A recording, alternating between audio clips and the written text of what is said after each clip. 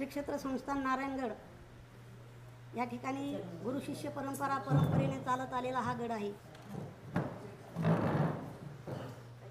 पंढरी जसं मेन ठिकाण आहे तसं धाकटी पंढरी महाराष्ट्राची ही नारायणगड आहे। आणि या नारायणगडावर सर्व भक्तगण तनाने धनाने मनाने कायेने वाचेने सेवा करत आलेला हा गड आहे। या सर्व भक्तांचा स्वाभिमान काय आहे आज व्यक्त झालेला आहे। आणि गुरुवर्य महंत महादेव बाबा यांची आज पुण्यतिथी आहे। या पुण्यतिथीच्या निमित्ताने सर्व भक्तगण एकत्रित झालेला आहे आणि नारायणगडाचा आणि भगवंताचा आशीर्वाद घेण्यासाठी सर्व भक्तगण आलेले आहेत। आणि म्हणून ही तपाची भूमी आहे। तपश्चर्या केली गुरुवर्य महंत नगद नारायण महाराजांनी।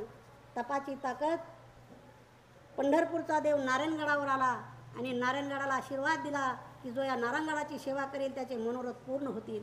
म्हणून महिन्याला गर्दी या नारायणगडावर आहे। म्हणून या नारायणगडाच्या या वर्तमान कालामध्ये थोडा विस्कळीतपणा झालेला आहे, विक्षेप झालेला आहे। या नारायणगडाची बदनामी चाललेली आहे, या गादीचा अवमान होत आहे। हे कोणी कोणी भक्त करत नाहीत। भक्त जरी बोलले तरी मी ते मान्य करील। भक्ताने मला 2 शिव्या दिल्या हाणलं तरी मी असा वरसुद्धा पाहणार नाही। परंतु आम्हीच ट्रस्टी जे नेमवलेले आहेत, हे ट्रस्टी नेमवताना अनेक लोकांचा प्रतिबंध होता।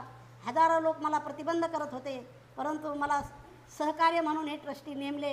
याने माझ्यावर असा आरोप चालवलेला आहे, घणाघात चालवलेला आहे।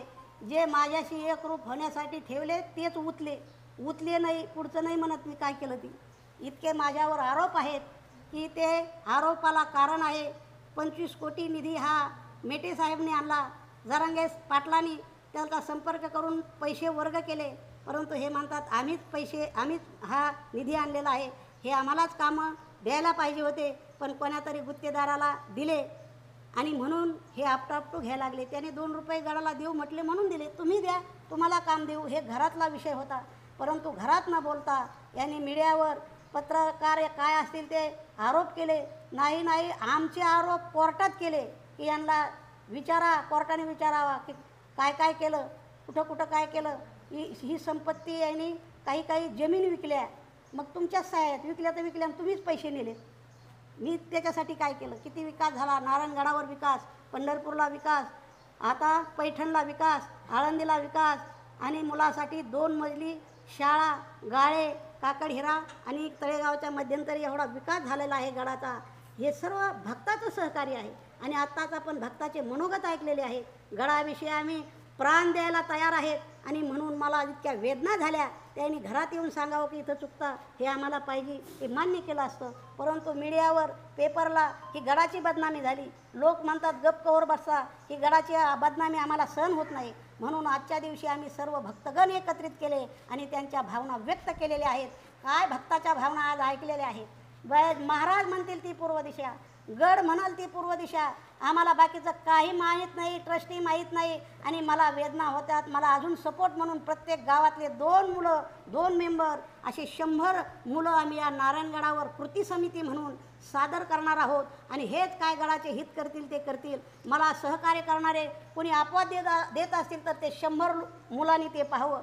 काही अनेक प्रकारचे भांडण तंटे होत असतील तर त्या मुलाने पाहावं। आता इथं मला ट्रस्टी कोण आला विचारायला, 15 दिवस हे वाद चालू आहे, तुम्हाला काय झालं आहे, तुम्हाला कोण बोललं आहे, तुम्ही जेवलात का तुमची माझी शुगर गेली 500कडं या टेन्शननी।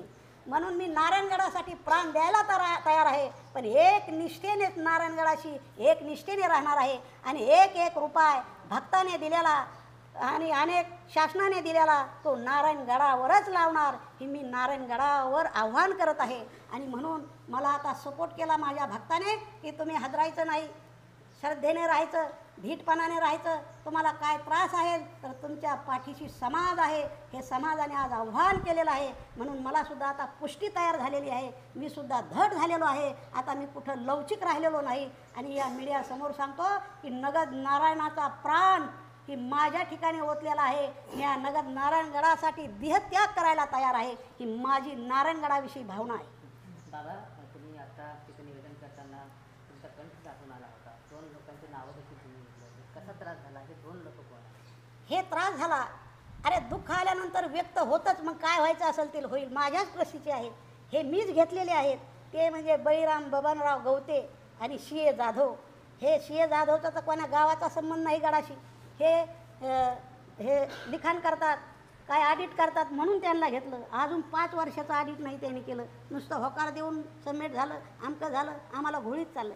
आणि आम्ही म्हणलं बा 4-2 जमिनीची विक्री आहे, तुम्ही शासनाकडं परवानगी आणा. वर्ष झालं आहे परवानगी नाही आणि तीच टाकतात. यांनी जमिनी विकल्या, यांनी प्रॉपर्टी विकली, काय विकली, कशासाठी विकली हे त्यांनाच माहीत. हे आरोप चाललेले आहे, घणाघात चाललेला आहे. असं तुम्ही बोलताना तुम्हाला अश्रुवानावर झाले होते. पुतळ्यासाठी कोणीतरी पैसे मागत होते, पुतळा मात्र बसला नाही. कोण मागत होते? हे काय पुतळा करण्यासाठी 2014ला ही बळीराम बबनराव गवते यांनी हे नियोजन केलं. मी पुतळा बसतो आणि समाजाने मला वर्गणी द्यावा. धससाहेबांनी माझ्या हातात 5 लाख दिले. 2015ला मी त्यांच्या हातात दिले. असे किती पैसा गोळा केला हे मला सांगता येणार नाही. आणि पैसा गोळा करून खर्चतात. त्यांनी पुतळ्याचा विषय नाही, अजून पुतळा बसवला नाही. आमचे जरांगे पाटील म्हणले मला रुपये देऊ नका, मी दसऱ्याला उद्घाटन पुतळ्याचं करतो. पण हे म्हणले आता 2-3 दिवस, 2 वर्ष, 2-3 महिने थांबा, मी पुतळा तयार करतो. अजून पुतळ्याचा विषय नाही. मग ज्या पद्धतीने ही वर्गणी गोळा केली समाजाकडनं, त्यांच्यावर आता ट्रस्ट माध्यमातून किंवा नारायणगड माध्यमातून काही कारवाईसाठी पुढे तक्रार? आता आम्ही आव्हान करतो मीडियासमोर. आता कारवाई नामकेन तमकेत आता आम्ही करू शकत नाहीत. आम्ही 100 पोराची संघटना झाल्यावर काय विषय असतील ते मांडू, एकत्रित बसू आणि ती विषय ते 100 मुलं कारणी लावते कोणाची कारवाई. आणि आता इथून पुढं जे नारायणगडाला वाकडं बोट करील त्याच्याशी हे 100 पोरं त्याच्यावर कारवाई करतील, त्याला विचारतील, प्रश्न विचारतील. इथून पुढचा कारभार ते 100 मुलं करतील. मग आता ट्रस्टी आणि या लोकांचा गडाचा कुठलाही संबंध नाही असा आहे का? ट्रस्टीचा संबंध असला तरी आम्हाला ना नाही. त्यांनी यावा सह्या करावं, कामं काही करतच नाही. त्यांनी काय विषय असेल ते पाहावं, आम्हाला त्यांचा ना नाही. त्यांनी आले तरी ट्रस्टी आहेत. पुढं निर्णय काय समाज करील, 100 मुलं करतील ते करतील. आता मी काय सांगू शकत नाही. बाबा आजपर्यंत गडाला कधी विरोध झाला नाही, परंतु तुम्ही जे उत्तराधिकारी निवडले त्याला विरोध झाला. हे का झाला? आतापर्यंत विरोध झाला नाही.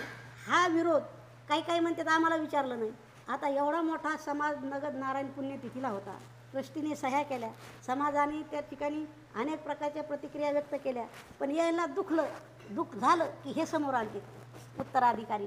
मग आम्ही इथं नारायणगडावर आल्यानंतर आडनाव पुसलं, बापाचं नाव पुसलं, नातेसंबंध पुसला आणि नातेसंबंध आमचा नारायणगडाशी जोडला.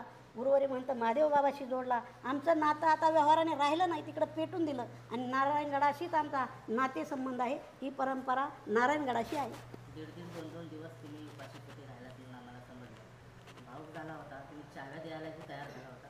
समाजाच्या आता अपेक्षा काय? समाज चाव्या घ्यायला तयार झाला? ठीक आहे, आजच्या अपेक्षा तयार झाल्या. माझ्या वेदना मी माझ्या मनाला सांगत होतो, माझ्या गडाला सांगत होतो.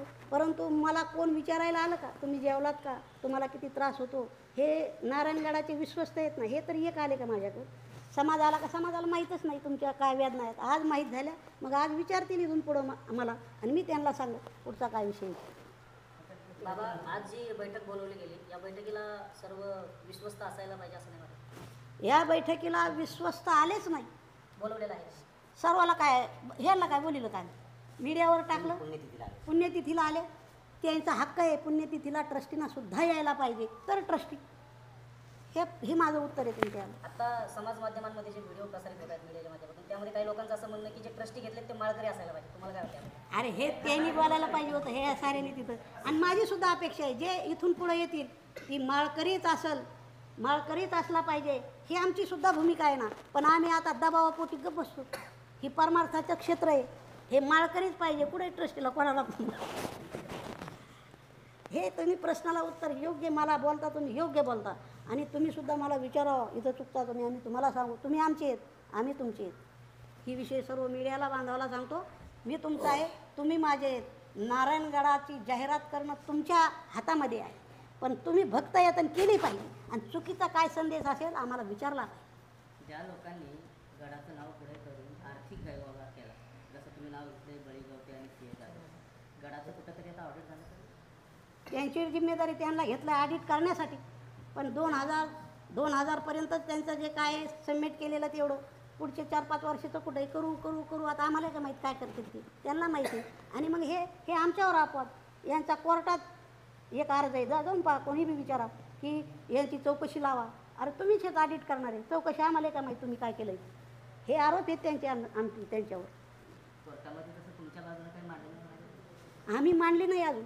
त्यांनी इतके आरोप केले तरी आम्ही गप्प आहेत. समाज आमचा जे मेन माणसं आहेत, तुम्ही बोलू नका, जे म्हणते तुम्ही बोलू नका, गप्प तरी कवर बसा. पूर्ण अंग जळालं. पण ना विलाजाने हे मी बाहेर टाकला. सगळ्याची बाबा संमती एक शेवटचा प्रश्न सगळ्याची संमती आहे. संमती सगळे आहे. सह्या केलेल्या आहेत त्यावेळेस. बाबा, एक सर्वांनी शेवटचा सह्या. प्रश्न जसं तुम्ही सांगितलं गडाचं कामकाज पाहण्यासाठी 100 तरुण मुलांची टीम तुम्ही जी नेमणार त्याची नेमणूक कशी असणार आहे आणि कुठल्या कुठल्या गावाची असणार? हे गावं मी आता प्रत्येक गावात जाणार. सर्वच आमचेच गावं आहेत. मग 100 गावं असले काय आणि 200 गावं असले काय, त्या गावाशी गडाशी जोडलेले गावं आहेत. मी त्यांना हे गाव आहे आमचं, त्यांना विचारणार तुम्हाला 2 कोणती पोरं द्यायचे, त्यांना विचारणार 2 कोणते द्यायचे. अगर माझ्या मनाने निवडणार, गावाच्या संमतीने हे मुलं निवडले जातील आणि हे कार्य ते करतील.